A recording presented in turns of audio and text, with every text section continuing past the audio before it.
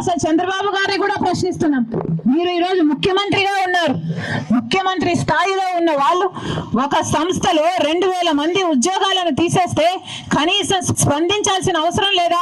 Janasena party నాయకుడు పవన్ కళ్యాణ్ గారిని అడుగుతున్నాం, బీజేపీ పార్టీని అడుగుతున్నాం. ఇక్కడ వాళ్ళు ఓట్లేస్తే మీకు అధికారం వచ్చింది. అలాంటప్పుడు ఒక్కరైనా వచ్చి ఆదుకున్నారా? 2000 మంది ఉద్యోగాలు పోతే ఒక్కరు కూడా ఎందుకు రాలేదని ప్రశ్నిస్తున్నాం. ఇదే కూటమి సర్కార్, ఇదే చంద్రబాబు గారు ఇచ్చిన మద్దతుతో ఈ రోజు బీజేపీ అధికారంలో ఉంది. అసలు చంద్రబాబు గారు మద్దతు ఇవ్వకపోతే బీజేపీకి అధికారం వచ్చేదే కాదు. అని ఈ రోజు బీజేపీ కేంద్రంలో అధికారం ఉంది అంటే దానికి కారణం మీరు వేసిన ఓట్లు.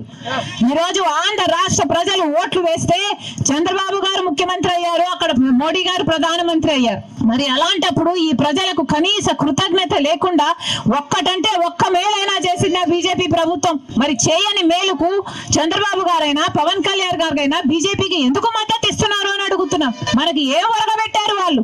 మనకి ఏమిచ్చారు వాళ్ళు? మనకు ప్రత్యేక హోదా ఇచ్చారా? మనకు పోలవరం ప్రాజెక్ట్ ఇచ్చారా?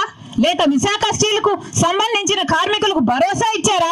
ఏం చేశారని చంద్రబాబు గారు పవన్ కళ్యాణ్ గారు ఈ రోజు వరకు కూడా బీజేపీ పార్టీకి మద్దతు ఇస్తున్నారు?